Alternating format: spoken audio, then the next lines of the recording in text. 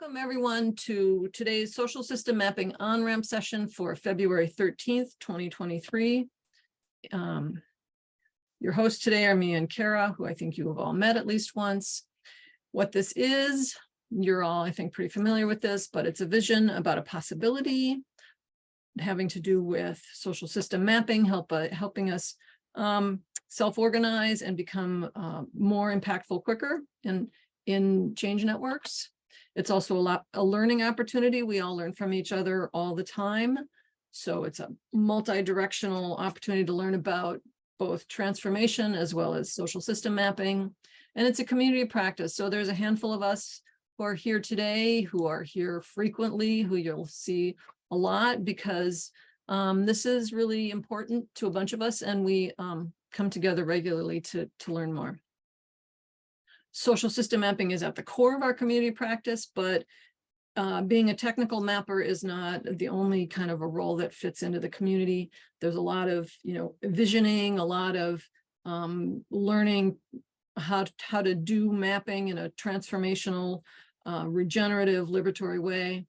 So there's a lot going on here, and it's not just about tech. So for today's agenda, well, this is the high level agenda, which is we're going to do chat intros in a minute. Cindee is then going to share a presentation that she's done. Often this session is relatively simple. It's just about walking you through a map. In this instance, Cindee is going to share her map, but she's also going to share more than just the map itself. So more than just getting an opportunity to look at a map, which is, this is an introductory session. And so the idea is to just give people an example of what a map is. Cindee's kind of going to go beyond that and share a lot of what she's learned about mapping and her experience in the whole process today. So she has her own sub-agenda of this agenda. And then we'll open it up to some questions and answers. And then for those of you who aren't familiar with these session structures, we have a formal session designed to go for an hour. So we'll go to the top of the next hour. Then we will take a pause and send everybody who needs to leave on their way with our blessings. And then I and Cindee and Kara and some others maybe will hang out, and we'll just have an informal after session half hour to get more of your questions answered, or if there's some topic that you want to unpack some more, whatever, we invite you to stick around for that informal after half hour, because that's often the best conversations happen then. But obviously if you can't, there's no obligation. So that's today's agenda, and I'm going to go ahead and ask us to just go into the chat and share with us. I'm going to stop sharing my screen for a moment. Name, pronoun, location, a primary network that you're working with or part of, and what brought you here today.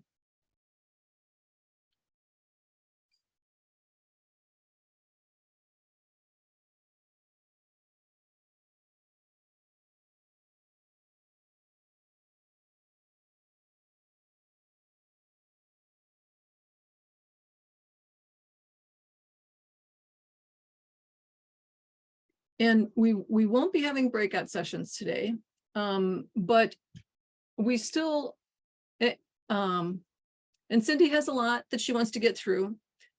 And I want to invite you to, if you have a burning question, something she says something and you just have a burning question about it, or you feel a need to interject, feel free to do that. I mean, we want to stay on track and we want to get through what Cindee's bringing to us, but we also don't want you to feel like you have to sit there, shackled to your chair with your mouth closed. I mean, if you need to chime in, feel welcome.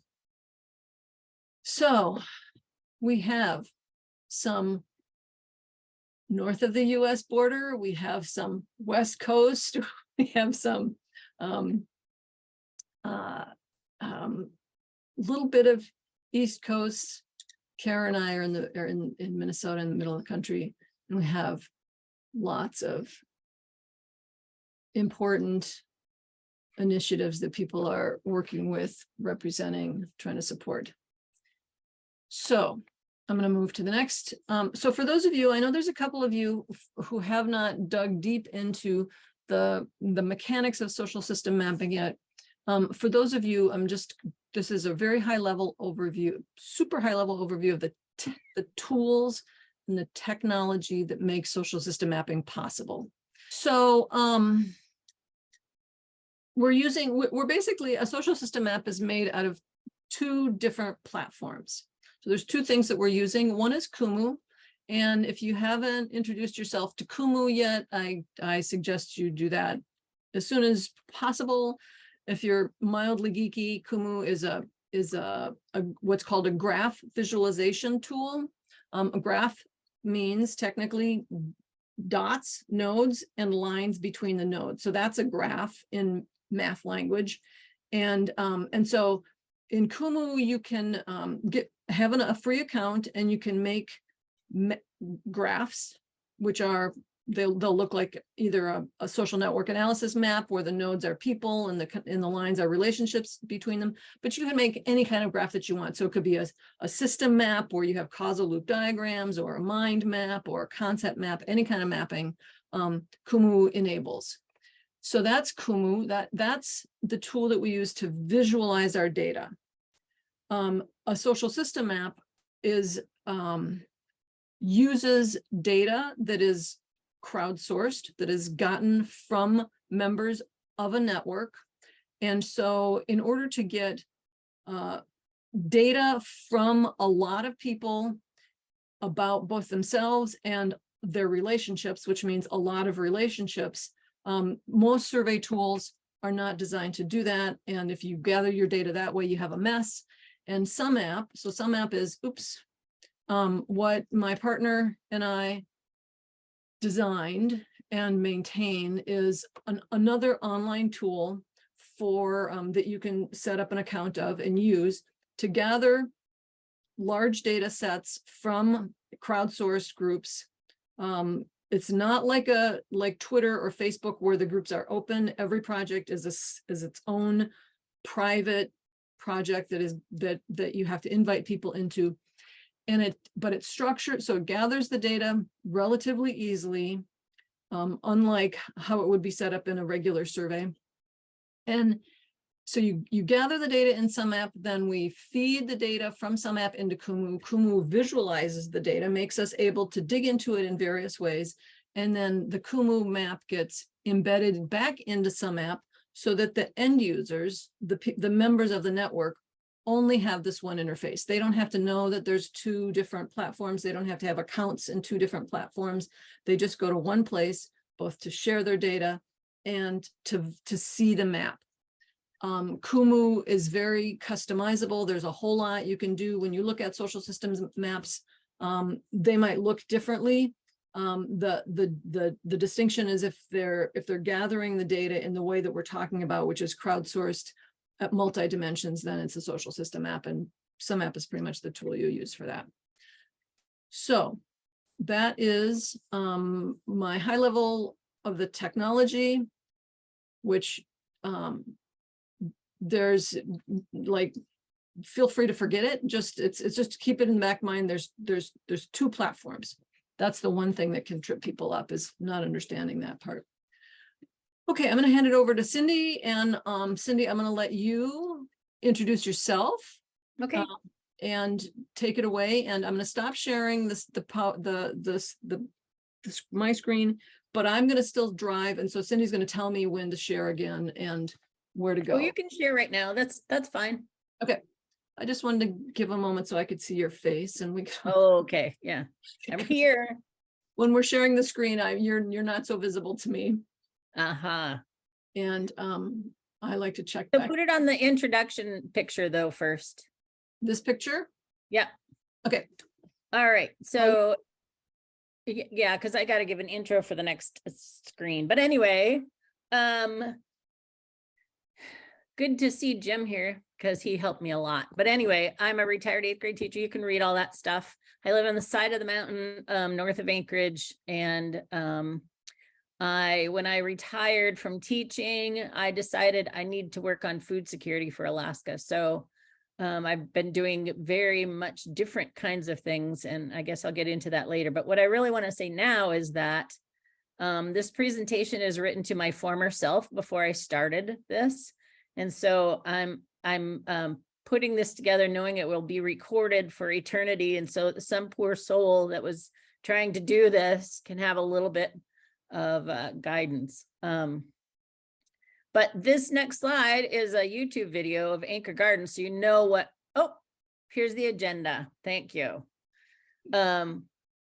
It's a network, it's not Spoken Hub. And I have, if you know what Spoken Hub is, we'll get to that later, but this has really been a hero's quest for me. And I've had to learn a lot. I'll give you a tutorial of our map, and I'm going to give you the details, and more, probably you'll have a lot more questions about the details. And then people who are left-brained don't like these maps very well. So I'll show you that. And then how we're trying to keep the map alive. Good.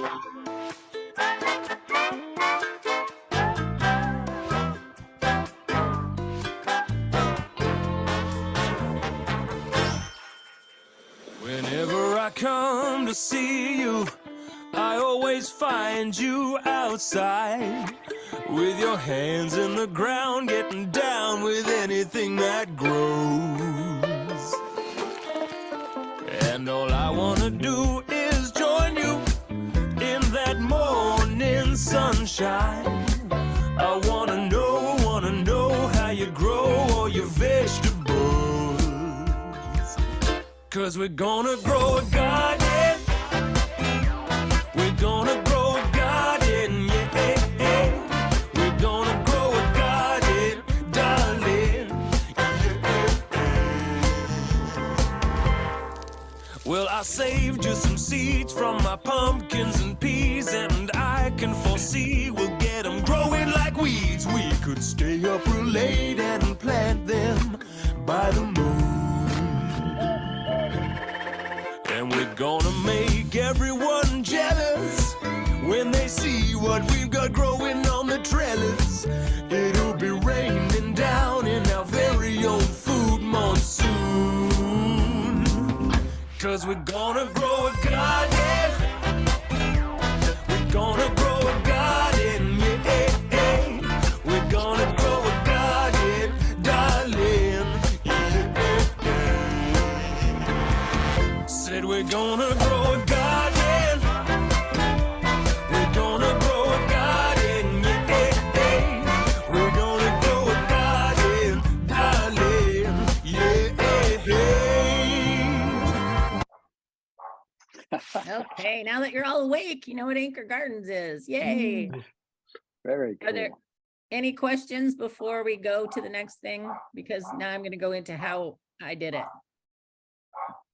Yeah, it said Anchorage only. Can we extend it to Berkeley? You guys up for that? You can do this anywhere. It doesn't need to be just in Anchorage, but I'm not running it. That's for sure. I'm excited about the free manure myself. Oh, I know, right? Okay, next slide. What was the Oh, name of the wait. band? Was it the Formidable Something Band?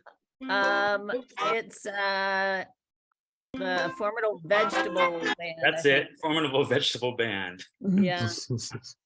So I decided I decided I need to save the world after teaching 8th graders. I always did a project at the end of the year that's you have to do something to make the country a better place. And so when I retired, I'm like, oh, I'm going to start this and I'm going to start that. And it didn't occur to me really that I was being the hub, like the teacher in the classroom, and everybody had to follow my directions. And so I got very exhausted and burned out from starting 2 or 3 different things because they all depended on me. And I thought, well, I'll join one. But then, of course, the teacher in me just took over and that didn't work. And so I was looking for a new structure, and I was about ready to quit doing anything but doing my own stuff. So I decided to go on a quest. Next slide.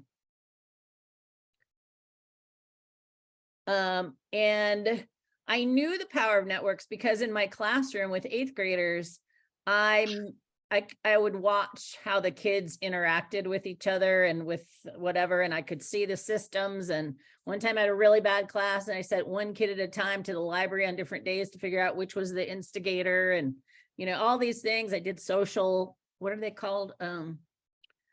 Social analysis maps, where I could ask them who your two friends are, and I would draw it out, and I do all this stuff to try to figure out what the pattern was in my classroom.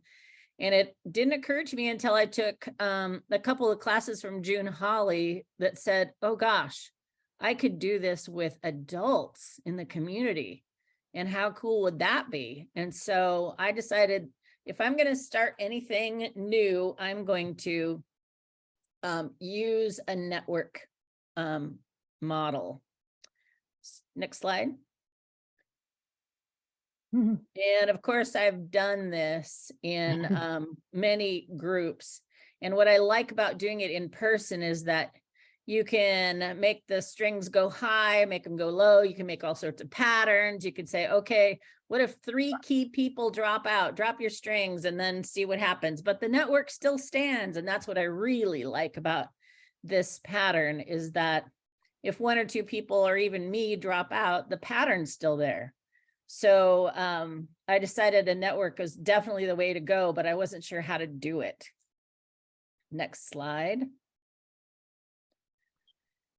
And one of the things that I learned in this, or remembered, it's just taking my classroom teaching and applying it to this, is that when I spoke in class, it was like the droplets fell on each ear and everybody heard a different thing. But if I had a situation, like I taught US history and I sold all the kids on a stand as slaves, and they had to be in the slave ship, they had to get sold, and they remembered those, and it was more relational teaching. Those are the kinds of things people remember. So I could go around and talk all I wanted, and it was just going to drop as a droplet on a few ears. But I know that experiencing things are much better. Click. Click. Next slide. Oh, so then an opportunity came along. Oh, back.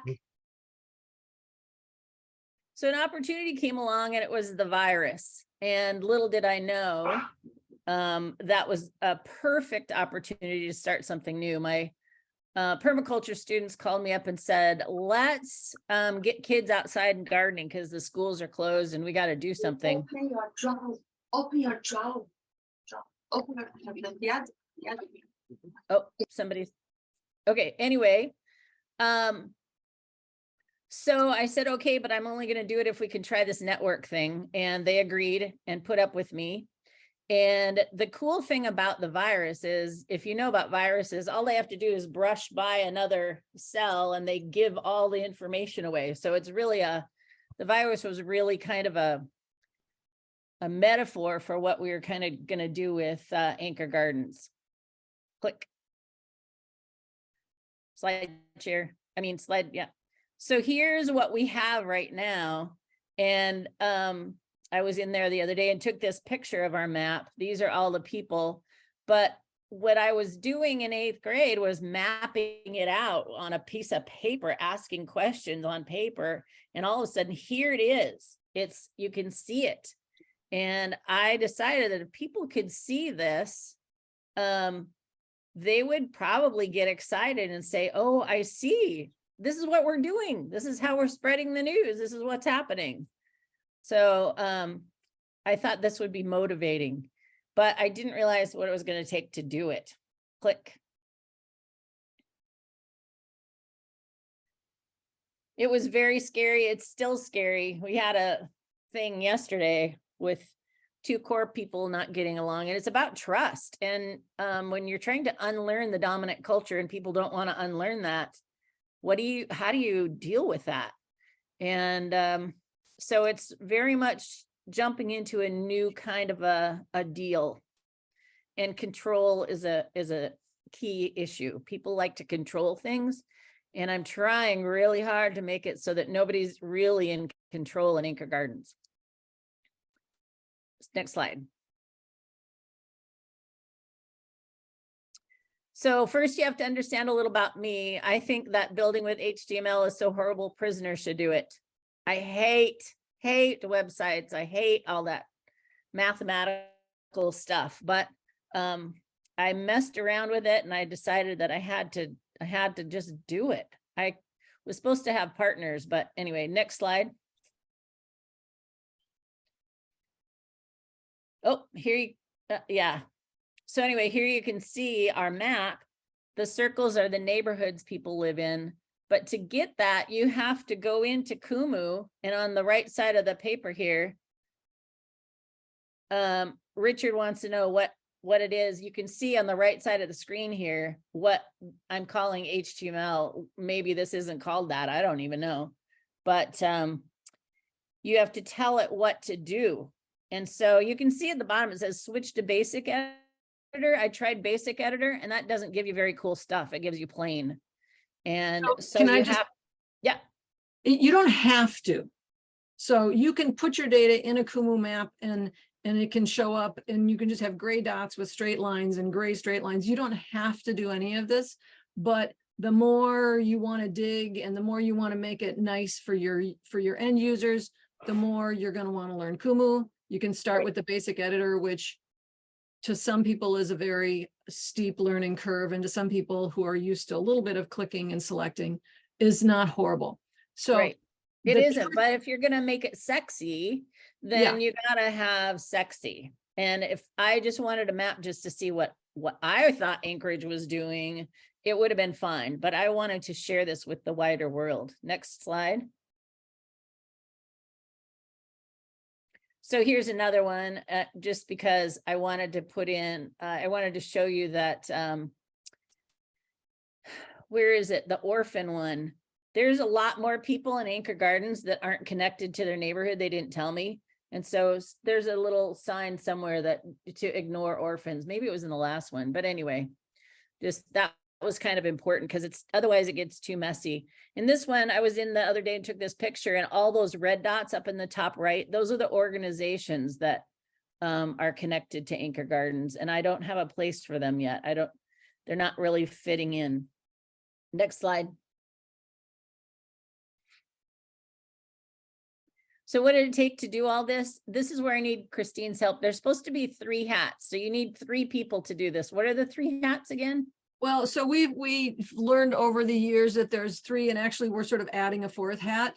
But there's the visionary, who's the person like Cindee started out being, the person who has a sense of potential and a sense of the value that would exist if you could have a map like this and what you could do with it. So there's the visionary, which the visionary needs to start the project and always has to be part of the project to help keep it alive. Then there's the techno person or the mapper, who's the person who needs to deal with this HTML like stuff and needs to just be comfortable with, with computer interface, with platforms, etc. So there's the mapper hat. And then there's a sense maker hat, which is the person who looks at the data and helps make sense of the data and helps the network think of new things to do based on what they're seeing, or rethink their strategy or whatever. That's the 3 hats: visionary, techno person, and sense maker. And I just plug here, we're starting to realize that you really need someone who can also tell the story of the map and how the map is impacting the community and how the community is impacting the map and what is being learned and what is shifting. So a narrator hat, yeah, Amanda, or I call it a storyteller hat, but you need someone who can do that as well. So there's a Kara, can you find that thing in the knowledge base and give it to Amaha? And we're still learning, we're still sort of codifying this and talking about it. So being part of the community is another way of learning more. Handing it back to you. Right. So yeah, so I was all the hats. And I was the only one with the vision. And it took me 18 months. I skipped 4th of July so I could work on it. Yeah, next slide. It was bad. One thing that helped me and that you guys should all know about is I luckily had the community of practice recording. So I could go back and look at all the OnRamps, for instance. and hear what other people were doing and see and try to figure out what questions I had, because I didn't even know what to ask. And so I rewatched a lot of these, and that kept me afloat, because other people were doing it and they could. So I knew that I could do it if I just stuck to it. I was very determined. Next slide. And then that's what I said before. You have to ask for help. And I was like, I don't know. I want it to do this, and I'm not sure how to ask, and I didn't know. So yeah, asking for help with the right questions would be good. Next slide. And then I blew it up so many times, and I got mad and I walked away. And what I didn't know until Jim came around finally is that you can make a sandbox in Kumu. And so you can have one that's real, and that you can also have one to play in. So now I can only practice in the sandbox, and then I tell Christy what I want to do. Anyway, next slide. So I whined a lot at meetings. I said, it's so hard, nobody helps me back. And it took me, I'd whined at almost every meeting. And finally, this woman, Christy, said, okay, what do you need help with? Because she was thinking a website or whatever. And when she finally got in there, she said, you did this? I said, yes, all by myself. Anyway, so find a techie. If you whine earlier, I mean, I don't think she would have come on board had I not started. So just for that. Next slide. So finally, the cavalry arrived, and I could finally take off the network hat. And that took probably 18 months or 2 years, something like that. So it was a long time. Next slide. So Christy then made this tutorial. There's a part 1 and a part 2. I didn't share part 1 with you because it's how to sign up for the network. So the part 2 is more about the map. So if we could see this video, and you could maybe expand it to the screen size. Go ahead and play. That brings us to the map, where it all comes together. If we scroll down, we can see the 4 data views and a directory of all the active gardeners in the network. But let's start by talking about the main view, Anchor Gardeners Neighborhoods. You can go into this drop-down and find your neighborhood and click on it. Christine, can we stop and maybe share your And then this Zoom Fit button. Bigger version? It won't go bigger. Oh, dang it. I can, let me just quickly put it into, where are we? I can put it into YouTube if you want to do that. That would be great, because to let me see not if be this able to see this is. Oh, here we go. Okay. There we go. Fit button. Okay, do you want me to You can start? go over? straight Start to it a again, coach. yeah. Okay. Here we go. That brings us to the map, where it all comes together. If we scroll down, we can see the 4 data views and a directory of all the active gardeners in the network. But let's start by talking about the main view, Anchor Gardeners Neighborhoods. You can go into this drop-down and find your neighborhood and click on it. And then this Zoom Fit button, you can go straight to a coach. They're highlighted. And here's information about the coaches, including their contact information. Feel free to reach out anytime. We love to talk gardening.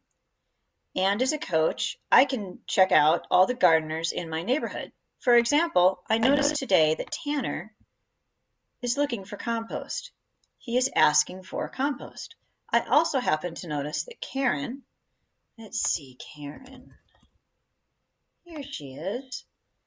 Karen is offering compost. So, as a coach, I can connect these neighbors and help them start sharing resources and learning together about gardening.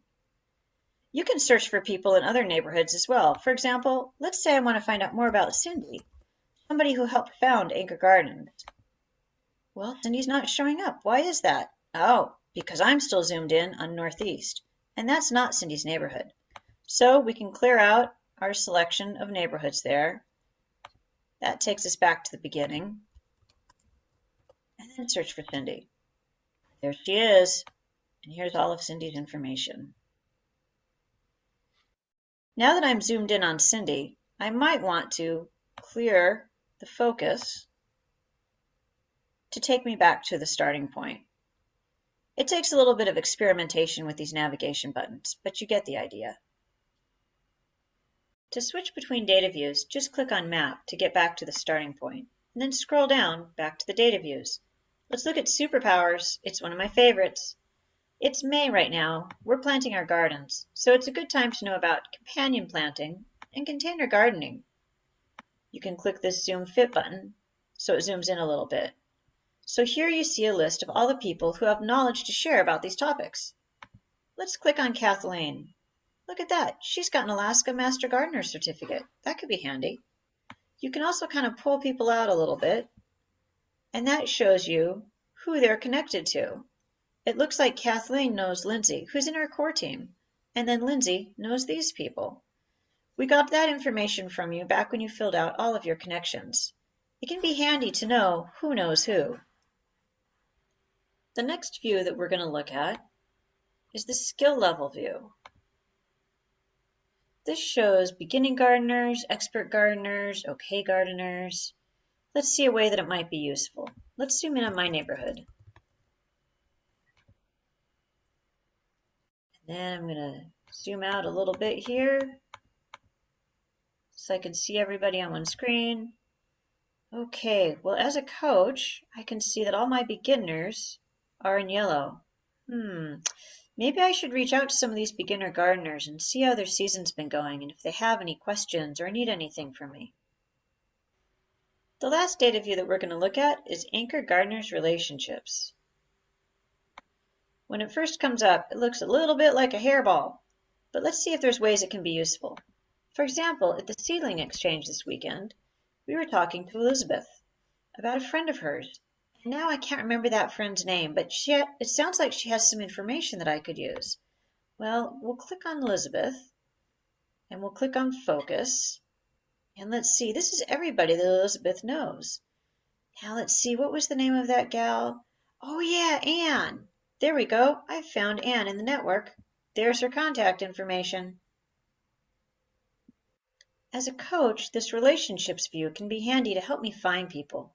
For example, I've been having some problems connecting with Sam lately. So, do I know somebody that knows Sam that can help me find her? Let's click on this focus button, and then let's go up a step. This is everybody in the network that knows Sam. Do I know any of these people? Oh yeah, Claire. I can give Claire a call, and she can help me track down Sam. That concludes our video on how to access the Anchor Gardens network. Thanks for watching. Happy gardening! Any questions before we go on? Can we get a link? Of course. I think it's on our anchorgardens.org page. I had one question, Cindee. Okay. Do you do tool sharing? Is that part of the mapping? The tool sharing went to the museum, and the museum is not conducive to have a tool sharing library. None of the libraries would take it. And yeah, so we have one. We're trying to figure out how to make it more accessible. But yeah. I mean, through mapping of people. Oh, what tools do you have? Alaskans all have the same tools. We haven't gotten to that yet, but people who don't have tools go to get it at the tool library. But got it. What was I going to say about that? Oh, we're trying to, our next thing will be not tools, but animals. We're trying to track manure. So that'll be our next thing. Yeah. Great. Any other questions? Yeah, go ahead, Jim. I have more to talk about, all my trials and tribulations, but I'll answer any questions since we're right on the map. Yeah. Did someone else have a question before me? I saw Maha's arm fly up, so I thought he had the first question. Did you? Was I? No, the lights came off automatically. So okay. I do that too. I scratch often, and then I just, everybody thinks I'm demanding. So not two. You did a different thing, but yes. Okay, Jim. Sorry to interrupt you. Halfway through the video, I finally realized that was you doing the narration, Cindee. But No, it that was was, right? Christy. Christy Okay, was all right. So narrating, yeah, I have trouble with faces and voices and names. yeah. So you actually have a weaver or coach function that Yes. Christy's doing. So that seems critical. I mean, to go in that level of detail and pull it out, that's great. And is it only them that's doing it, or is it also you? And are there other people? What, doing what? The weaving, going in and saying, here's a need, here's an offer, here's an ask. I can put these people together. Here's somebody having trouble. Let me. It's everybody's doing it. Yeah. This year- How did you get that to happen? Well, yeah, I put it in the slideshow. We can continue, but this week I needed to know all the master gardeners. So I went down and just sorted all the master gardeners out and then sent that out to Excel and then emailed all the master gardeners. So I'm doing it, but the coaches are doing it for their neighborhoods. Yeah. There's a coach in each neighborhood. There's a coach in every neighborhood, at least one. There's more usually. And the coach isn't necessarily the master gardener. No, huh? So you've got our- different our- levels of engagement that you're using. Right. If our That's very motto cool. is, if you know something, teach somebody. Mhm. So, Sweet. yeah. Thank you. any other questions? I'm I hope assuming this I'm assuming all the coaches have different levels of skill at being able to access the map data. That's why we made the tutorial, is for the coaches. It was a little overwhelming to me. Maybe it was just because it was on first run. Right. Yeah, I'm and not I sure keep- that the logic. I'm not sure the logic of how I received it made sense to my pattern of logic. Right. I totally get that. And you just have to kind of hang in there and in a couple weeks, watch it again, or you try different things, but yeah, it'll come to you. But how it's interesting to me how this matches like a corporate situation. Because anyway, let's go on with a slideshow and then we can talk about it. So the trust is a huge issue this week. One of the people wanted to do a beautification for somebody else's garden. And she thought that the one garden looked too messy. And the person who is doing that garden said, wait, I don't know her qualifications. I don't want her messing with my garden. And so that's a very simplified version of the conflicts we have. And I keep saying this discomfort is good. We just have to figure out where our boundaries are, figure out where the edges, but the edges are where the creativity happens. You don't know how the pattern's going to work if the wind doesn't blow. You have to know how things work. So it's good to have discomfort, but we need to learn how to trust each other. Okay, next slide. So here's all of Anchorage, the municipality. If you see right by the sea, Chugach State Park, I live right there in that tiny little blue section on the side of the mountain. And so I have a different gardening climate than everybody else, except for I'm a coach for that whole blue section in the mountains there. But, you know, people down by the sea level are going to have different gardening than different things. And so we have to know where they live in order to give them good gardening advice. But we ask these kinds of questions, their skill level, their neighborhood, their superpowers. And now we've added what animals do you garden with so that we can start mapping the manure. We also put on there how best to contact you, because some people nowadays, they only use text. So if you want to really if you send them an email, they won't answer. So that was a good thing that we added. Next slide. So mistakes that I made, starting with Google Forms, that's supposed to be the easiest thing. But if you're going to use this map in any way, Google Forms is not the way to do it. Just go straight to the sumApp questionnaire and do it that way. The second mistake I already talked about. I blew everything up so many times. Jim was like, did you do this? I said, oh, I think I did that somewhere, but then I couldn't find where I did it. And anyway, so the third mistake I made is not keeping a journal of what I already did. I made lots of mistakes over and over and over. That solidifies it in my brain, but it's very frustrating. And my last mistake, not connecting with Jim sooner. He was so helpful. Okay. And Jim was so willing to do it, which was a godsend. So our problems with this map is members don't check their trash or spam for the no reply sumApp. So every time I send out something, unless if they have Gmail anyway, unless you drag it to your primary inbox, it all goes somewhere else. And so what happens is a lot of people never get that second email to go back in to finish their questionnaire. And the reason that we have that is privacy, of course. You don't want everybody and their brother seeing this. So you want a key to get in. So what they're doing is fill out the initial thing, and then they get a key, their own individualized key, which is a website. And that's how they get into their stuff to change it. And so a lot of gardeners sign up. I think right now we have like 550, and really only maybe 350 have gone in and filled out the rest of the questionnaire. So the questionnaire is long, and we get a lot of complaints at that. So what I've done now is to just on the intro say, go get a cup of tea, sit down. No, this is going to take you 20 or 30 minutes to fill it out, but it's going to be cool when it gets done. And that's helped some.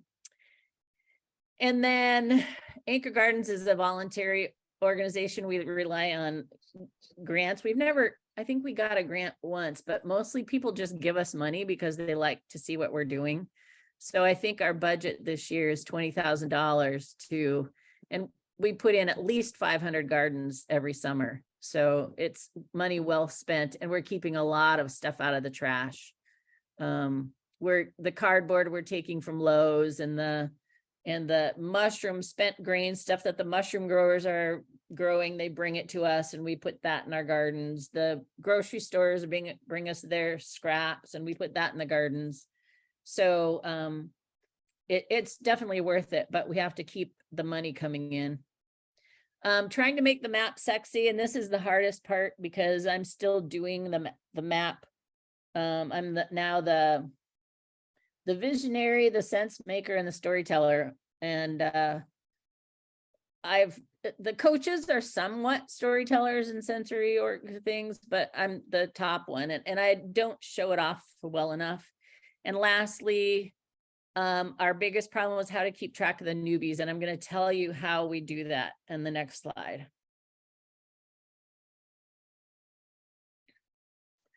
So when you get a sumApp account, you go into my projects on the left on the dark part of the screen, and you click on my projects. It'll come into this. Yeah, go to manage, pull down to manage members. Next slide. Then you launch. Next slide. And then you'll come to data management.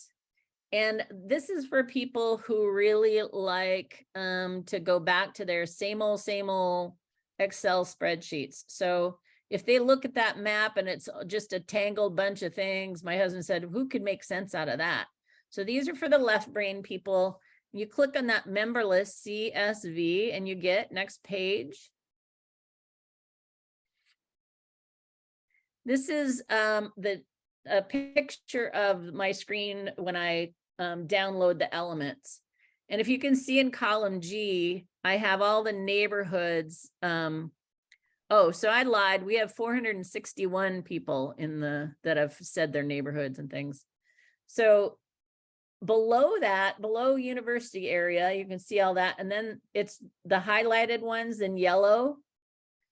And then you look across, and the ones below 468 and below, they never came back and got their key to get in to finish the thing. So those are all the ones that are due to be weeded out. But there's 5 or so in there, the ones that I highlighted in yellow, that are new, and they've filled it all out. So if I could, I didn't do this, but I could scroll over. It says what neighborhood they're in, and then I can I can put it in myself, and that's what I have to do to every single one. I have to go back, and in the map I have to put in what neighborhood they're in column G. But if I didn't have to do that, I would never know who was new. So Jim, or some of you older knowledgeable people might know how to do this easier, but this is what I'm doing right now. Next slide. And then I can give them a welcome letter. So every new gardener gets a welcome letter, and it introduces them to the network and tells them how to contact them. I also sent a letter to the coach. Hey, you have a newbie in your neighborhood. Maybe you should connect on X. So then the coaches, this is how the coaches get into the map and find out their contact information right now. So they're contacted, the new gardeners are contacted by me and by their coach when they join. Next slide.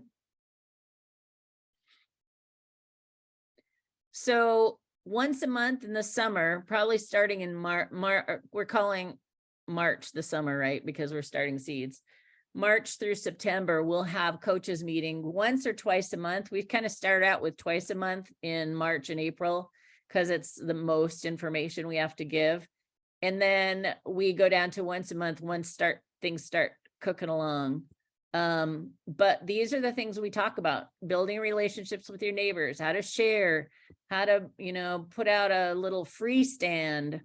We had one gal, she really wanted to put out a free refrigerator and have the homeless people come and get sandwiches or whatever. And so we did that. We supported her in that, even though that wasn't about gardening, it's about food. And so we said, sure, we'll help you with that. Sadly, the refrigerator got stolen. That's another story. We have stockpile locations, 2 different stockpile locations, hopefully 3 this summer, where horse owners can come and dump their horse manure, where people can dump their old pots. I say dump, I mean stack neatly, and people can come and get their pots. And we have those in 2 areas downtown. Then we do some mini gardening lessons sometimes, and we talk about problems we have and needs for classes. We've been getting a lot of questions about starting seeds in, it's called winter sowing. You get a milk jug and you put your seeds in there with some soil, and then you put it out in the snowbank, and the seeds come up whenever they're ready. And so we're doing a class on that this week because people want it. Next slide. Oh, we're at the end. Perfect timing. So what questions do you have? Oh, bye, Richard. It was good to see you. Hey, Cindy, this was really, really awesome. So thanks, very practical. So, Yeah, I was good. talking to myself. Yeah. Yes. I thought your initial agenda, you said something about the museum or something, stealing data or something. Could you? Right. And I was about going to that? do that, and maybe we'll talk a little bit about that in the next half hour. But Christine decided that's such a huge issue, we should maybe do a thing on it by itself. And so Got it. I think that we'll maybe just touch on it. And I'll just say that Cindee had a section of this PowerPoint about imperialism and mapping, or extraction or colonization in maps, and about the need for how do we think about reducing that dynamic as mappers. And so but I felt like, wow, that's really great. A, I really liked your slides on that, and B, I felt like we don't want to cram that into the last 3 minutes of the session and make it feel like a tacked on topic, because it's a really important topic that we touch on and allude to all the time, but Cindee really sort of unpacked it in her slides. And I'll just tell you the scenario that happened this week. The museum lady who's got the tool lending library, she's the museum, and she's this huge thing downtown. and you have to pay $10, $20 to get in. And anyway, she has the tools because we couldn't find another place for them. And she joined Anchor Gardens this week. And then she promptly gathered all the data and all the phone numbers and all the emails from all the coaches to start mining that for people who would come and teach classes at the museum. And I just started freaking out a little bit, and I had to think about, all right, what is the purpose of the map? Is this really the purpose of the map? What do I tell her? How do I not make her upset? I'm feeling exploited. Yeah. And Alaskans have that anyway, because, you know, people, I was a teenager when the oil companies came in, and we would steal all the oil companies' gas cans off their trucks. I'm going to pause you Okay. because I want to make sure that that our questions get answered. Okay. Yeah. Oh yeah. It's Yeah. 3 minutes, Anyway, 3 minutes now, 2 minutes for that. So sorry about that. we can. Brian, what's your question? Yeah, and you kind of allude to it just now. Is there an underlying Anchorage culture that makes this what it is? I've lived in Alaska my whole life, and so I don't know. I don't understand the lower 48 culture very well.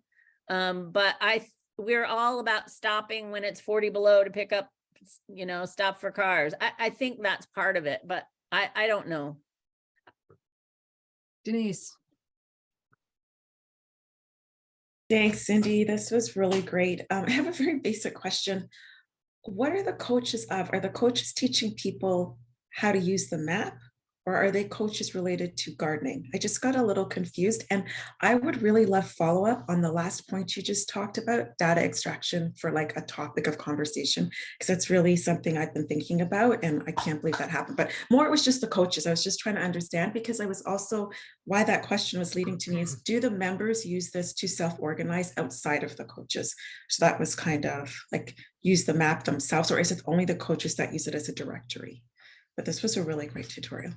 Yeah, go Denise, ahead. For clarification, so we're going to do a deep dive on the data extraction, the imperialization and maps on March 20th. So in the March deep dive. So everybody, Great. if you want to be part of that conversation. Okay. Thank you.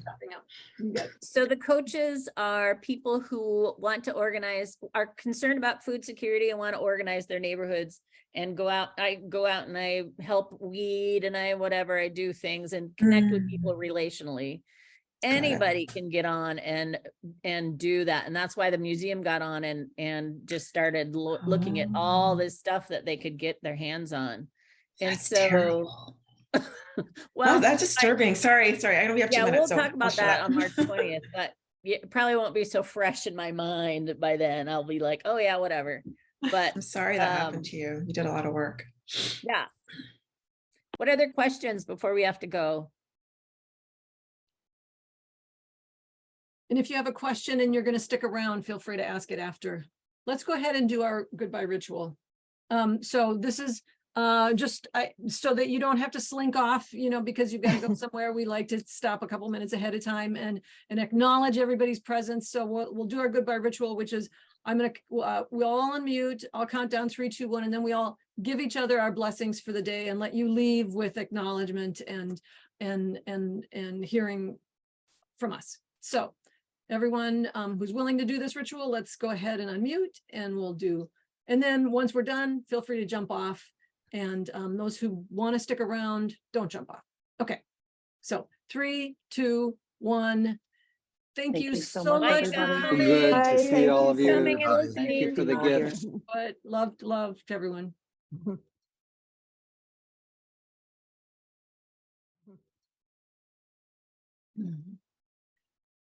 Maybe the only person who needed to jump off.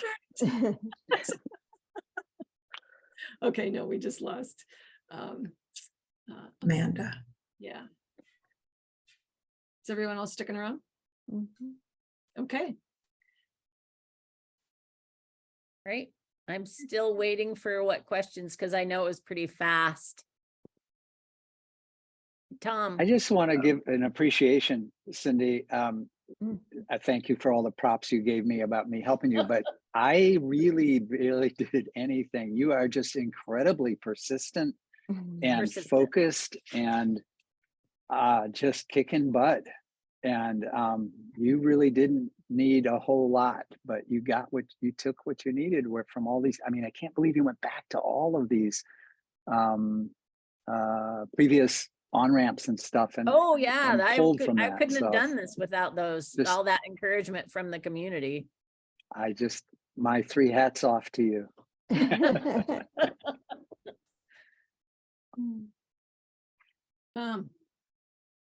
Yes, I had 2 questions. One, maybe I wasn't paying attention, but I think Denise brought up about, are the non-coaches self-organizing, if you can see that or not. So I might have missed what you said there. And I think, Christine, you published something in the chat like lesson 3, lesson 3, lesson 3. I don't know what that meant. So I felt like I might have missed a signal. Well, just those are symbol, those are keyboard emojis from back in the day for hearts. That's 3 hearts. Okay. It's a sign of a heart. So that's way back when my son and I used to like that was our way of giving 3 Okay. hearts. It was You're sending not old enough for that, Tom. Well, I doubt that. Anyway, I was just Okay, so the answer to your question is that maybe it's me that's doing it.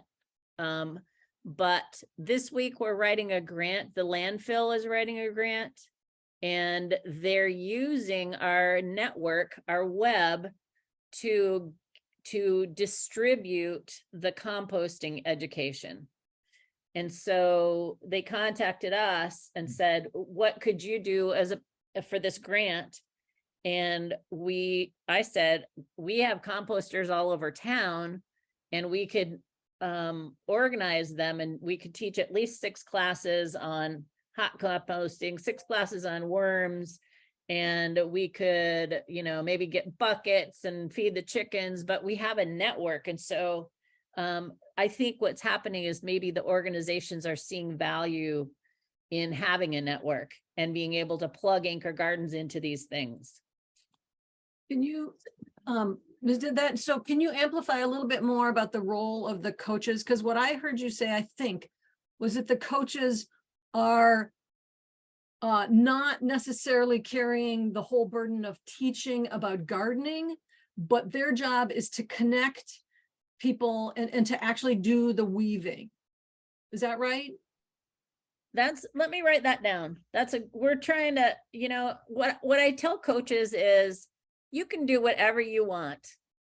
If we have a name in a slot and people can call somebody, like Michelle, for instance, she is a really busy person. And so I said, in their letter, I just say, she's a coach. She will not answer any emails. You have to call her. And so they call her, and I got some of the best responses from people about Michelle, because she'll just walk by in the neighborhood and say, yeah, you could try that. Yeah, you could do that. And Michelle's like, all they need is a little caring. So basically I tell the coaches they can do whatever they want. So whatever they do is something better than that we had yesterday, right? If they tell somebody about their carrots, or even if they give somebody a carrot on the side of the road, that's doing something.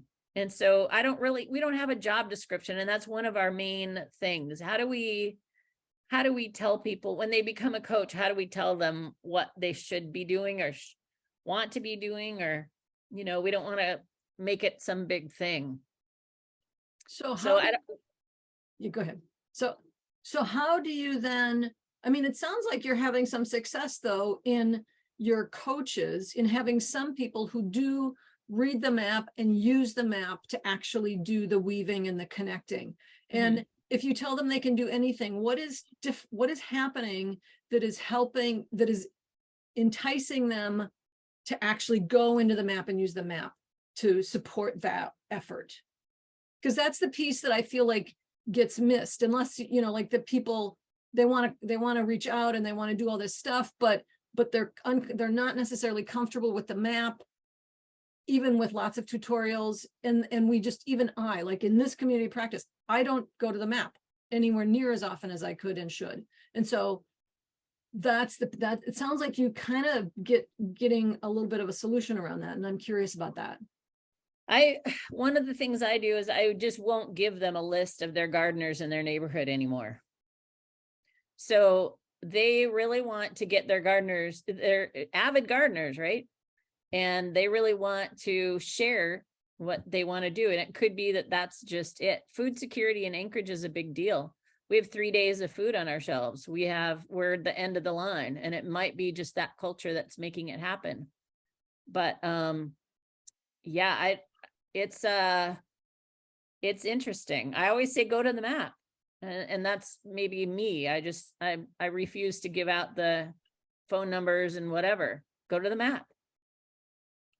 So I have a hard time with that. I mean, I know, I watch you. You answer all the I think you should all intervene when I start doing the thing. I think you should all say, Christine, what are you supposed to say? Where, Else you look could at the just say, map, Christine, right? remember? And then you could say it, because I feel a deep need to do a lot of hand holding that I feel like I'm trying to let go of, and I'm trying to stop doing that. But then it puts me in the hub, and it makes everybody dependent on me. So good for you. Then your network isn't working, Christine, because you're the one. I know. So, right, I know. So you gotta, and we had this very conversation yesterday. You gotta let people do what they know. You can't just control how the other lady wanted to put flowers in front of the garden. It's Well, not, why I not? just want to say, it's not about control. It's It about, is. no, but not in my heart. It's about not trying to make other people do any more work than they have to, which means I have to do that, take that extra step. Like I would be really uncomfortable telling Denise, you go find so-and-so on the map. I would just feel like that's rude. I can feel like, so I get that that's an interpretation, and that's sometimes the motivation, but it's also, I have a really deep-seated hand-holding, helping thing, which is really hard to let go of. And I get triggered when people accuse me of being controlling because of it. So, or enabling. Maybe it's enabling is the word I should use. Yeah, I'm an enabler. I'll buy that one. And I'm inviting people to help me stop. So I'm not justifying it. I'm just saying interpreting it matters. How you interpret my behavior. Right. And so the conversation from yesterday, the lady who runs that garden we have garden managers around town. We have a couple at the library, one at the senior center, and we have one downtown. That manager said, you know what, this is my garden and I'm doing it. And people just need to respect my boundaries. And I said, you need to give that up. If you're going to be an anchor garden, you need to let everybody participate. And so that's where the rub is happening. And people aren't willing to give up control, at least that person. Yeah, Jim. A couple of things. Seems like the Alaskan culture of can-do individualism plays a role. It seems like the intense passion around your own garden has people organizing what they need from the network to make this thing happen. I think those things must be at play.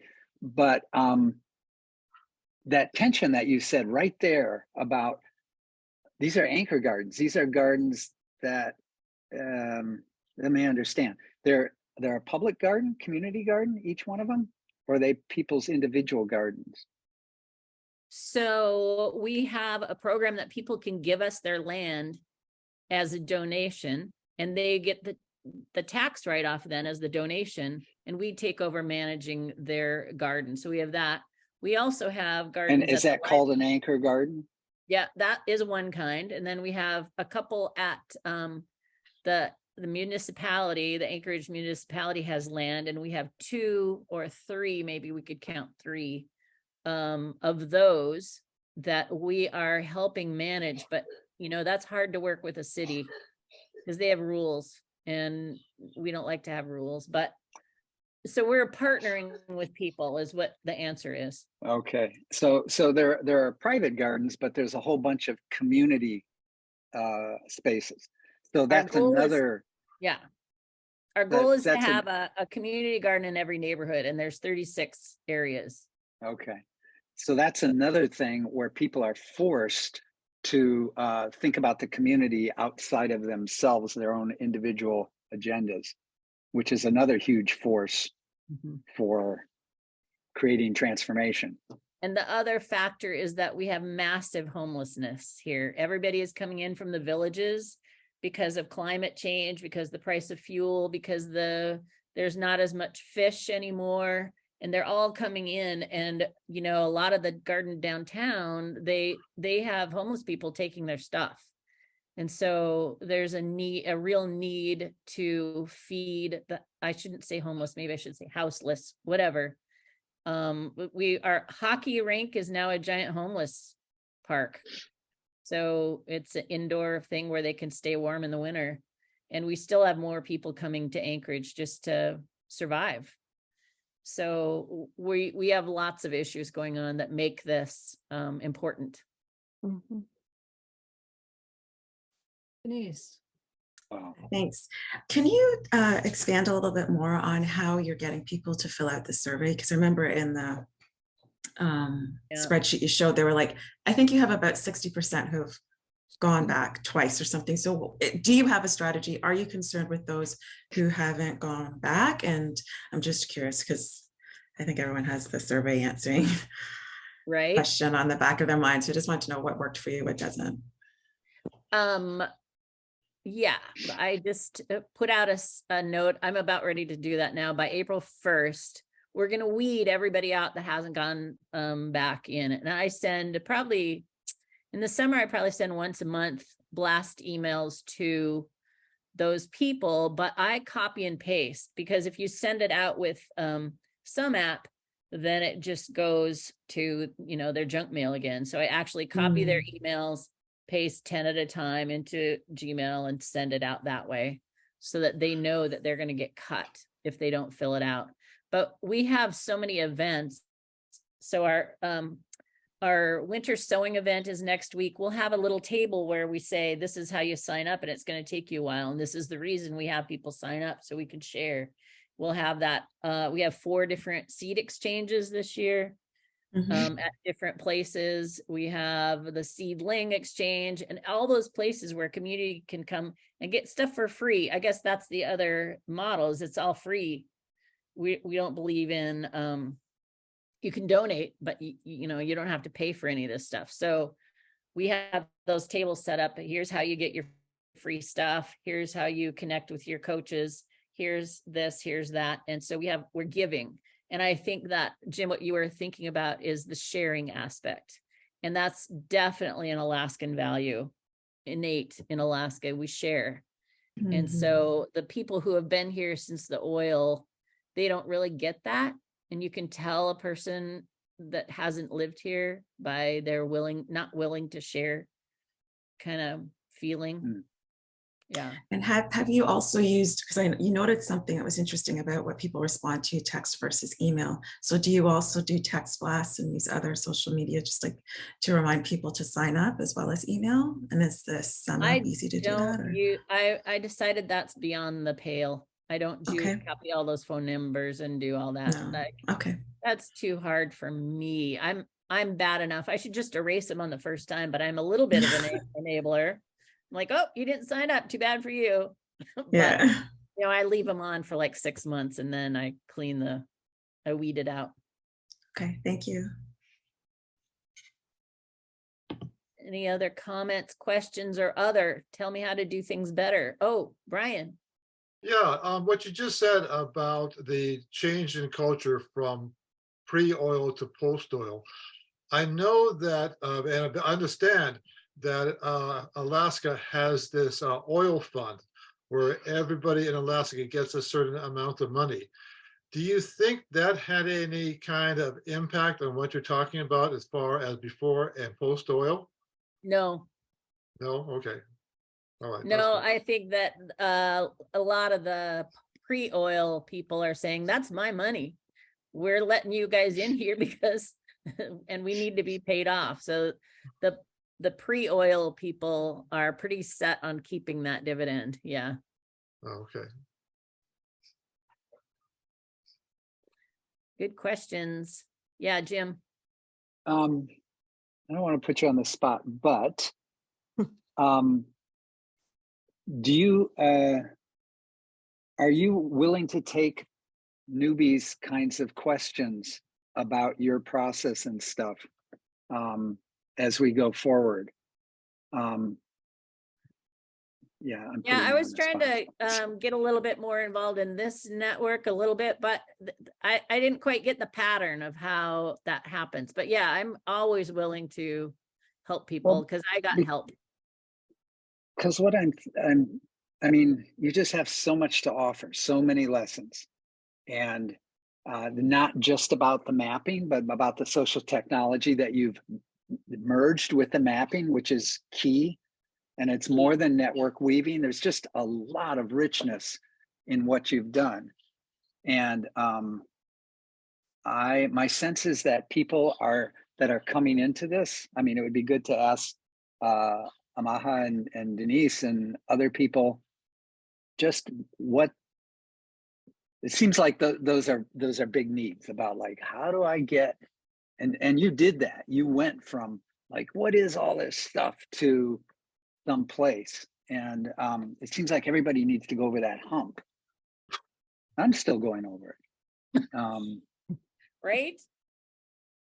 Yeah. So Before you just answer, here. Cindy, before you answer, actually, Jim, I think that's really good. I'm sorry to butt, I'm just going to jump off. But when I first met with Christine, I asked her for people and she gave me 4 or 5 really great names. I would definitely add Cindee to that list because all of the questions that I had at the beginning and will still have in a 20-minute, it was just a 20-minute conversation. I sent them 5 questions, they responded, and I think you would be ideal for that. So I just wanted to second that and say my You know what I'll goodbyes say? again to I'll everyone. say, go watch the video and then we'll talk. No, now you have to enable. No. I just want to throw Now you need a little Christine. I just want to say that I think that the tension between enabling and helping people telling people how to be self-sufficient is contextual and depends on how big a learning curve there is and how daunting the topic is, because social system mapping is not a thing where you can just tell people go figure it out yourself. Like a few people do and they don't get very far. It really does need some hand holding and some nurturing, and it does need some enabling, I think.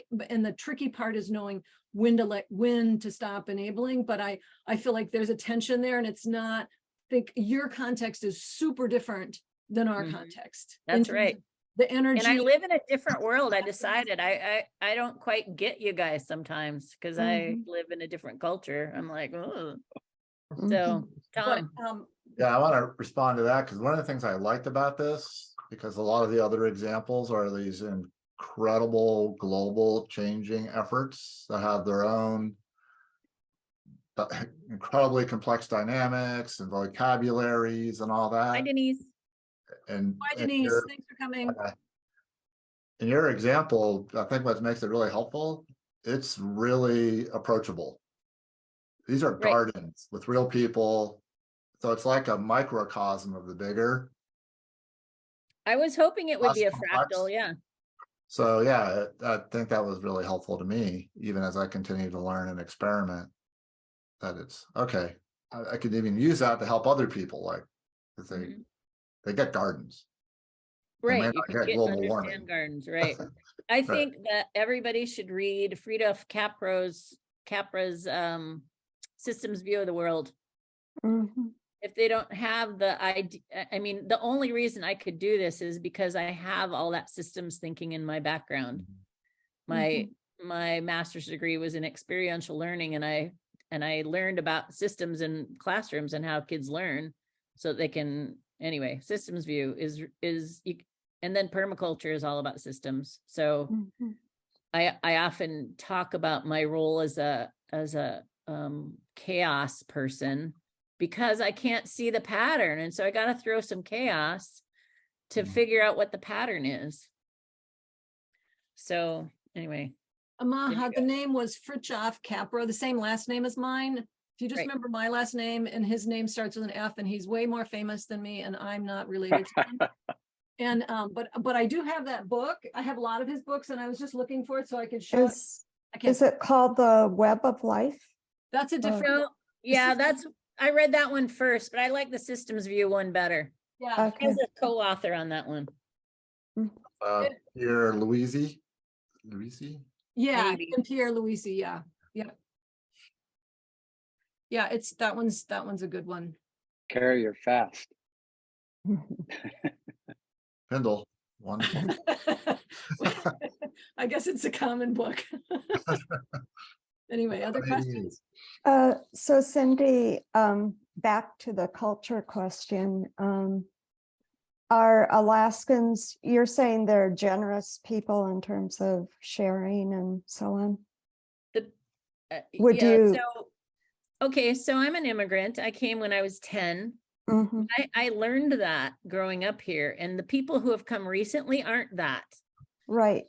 So yeah, Coming from California, or I grew up in Minnesota, so I'm part of sharing culture, but everyone here, the pace of life is fast, and just the emphasis on scale and growth means that people don't have time for each other, which is partly why mapping is sort of challenging in terms of engagement, because it's always about what is it going to give me, or I'm just struggling so much, I don't have time to stop and help you, sort of thing. So I know I don't understand that. That is foreign to me. And mhm. so I go down, I'm going to make another trip in a couple of weeks. And I'm like, I'm so glad I don't live there. Mhm. Yeah. Well, I don't know what to tell you on that, Mary. You have to make it worth their time. mhm, If they don't need the map, then there's no point in making one. mhm. Yeah, we talk about value. Yeah. So there's a lot to think about in terms of that. Mm-hmm. Thanks. Bye, Emma. Maha. Bye. Good to see you. Nice seeing you. Yeah. So, yeah. So that is a good question. Can I even understand what they're asking? I don't know. But I like what Tom said. If you can understand a garden, you can understand this as a network.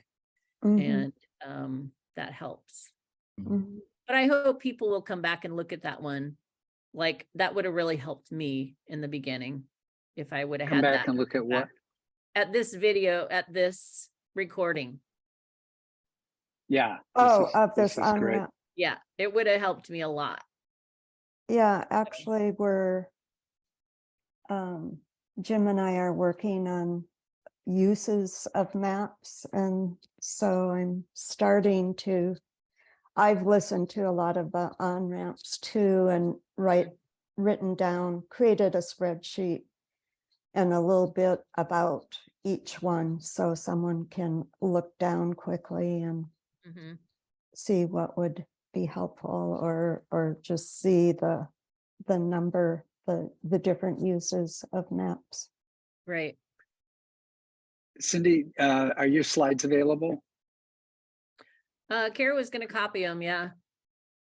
Cool. Yeah. Thanks. So Very that's fun. easy. Yeah, anything you guys need. Not that I guess the value in it is that it's so simple and yet complex, so that Mhm. it would help people maybe. But yeah, whatever you need, let me know. Mhm.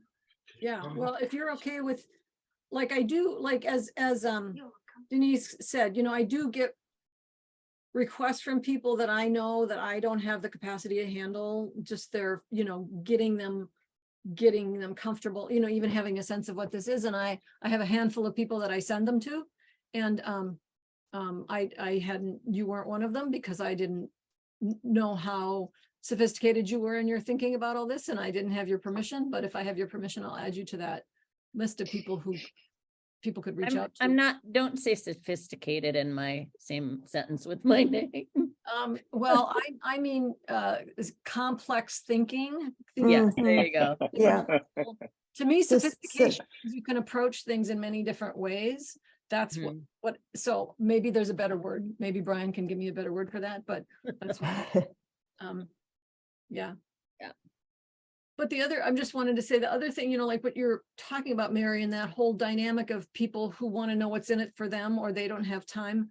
I feel like that's why storytelling is so important, because until you start hearing stories of how the bigger picture matters to me, like until I start hearing how it can have an indirect impact on my life if we're more connected. Like everyone wants they want the direct link. They want to know how, you know, how A to B is about as most people think in terms of how can this help me. But if we start to see, oh, if we go out 2 or 3, then wow, my whole world could be a lot better. I mean, that's a big claim, and I'm not saying that, but I'm saying that the storytelling needs to start to make that case so that people can start to understand that really, if all I ever do is update the map every year and spend 15 minutes doing that once a year, I'm still even that is contributing to a potentially stronger whole. That's why I'm storytelling now. Maybe I should just show them those last 4 slides or whatever, but what you're talking, Mary, is an extractive thing. It's the part on imperialism that I'm going to talk about. And that is if people just want to extract. And then there's another level of people want to save the world. And that's me. I'm in the save the world category. I need to save the world. I need to stop, you know, the climate change one-handedly. And so there's all different motives. And so that's what we're going to talk about on the 20th.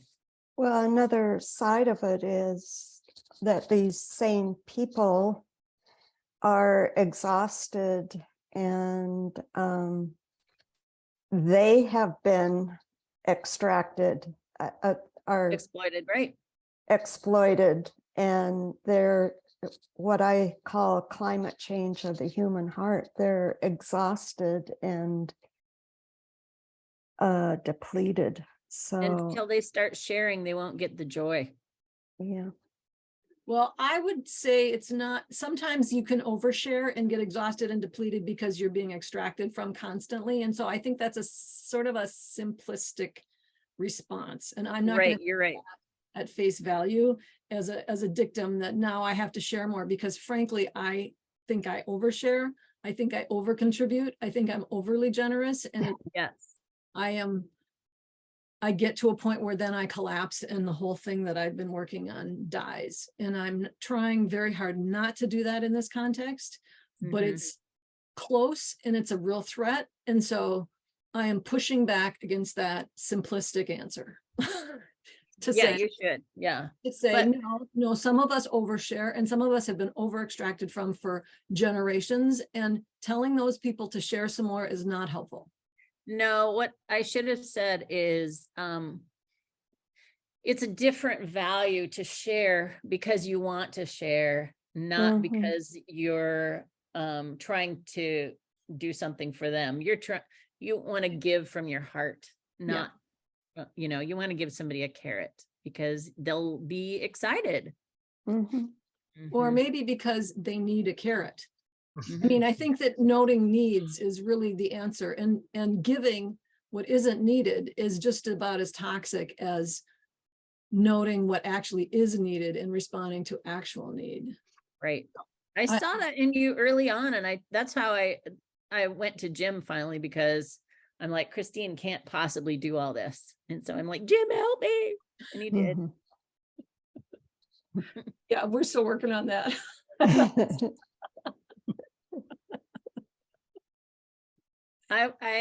It was a pleasure to talk with you guys today. I'm glad that I got a chance to make a video for my former self 2 years ago. Well, and I think it was really great. So I think this will be like, maybe we have to start starring certain videos in the collection. If anybody wants to say, like, since you watch them, you could say, hey, these are the top 3 in my mind, or these ones really hit the nail on the head. Right. We should start doing that. And yours would be among the top ones. Yeah. Okay. Cool. Have a Such a great rest gift. of the day. It's Thank you snowing so like much. crazy here. I have to go shovel snow now. Thank you. Thank you. Thank you Bye, so you much, guys. Cindy. Great Thank you. meeting. Bye-bye. Bye-bye.